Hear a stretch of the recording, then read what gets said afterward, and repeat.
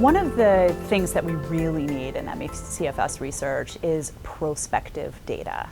And let me talk a little bit about why that's important, because that's really what the app is designed to do, is to collect data moving forward in time.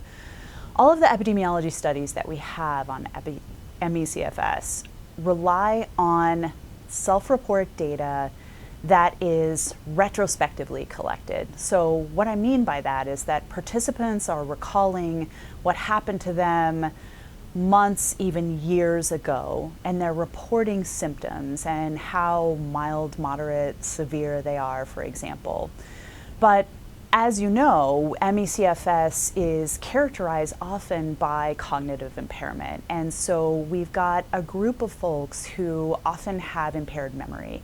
And so if we're asking them to report symptom severity and duration of illness and other things that are going on with them, other comorbid conditions, they're trying to recall things that happened to them over a period of time that might be difficult for them to recall.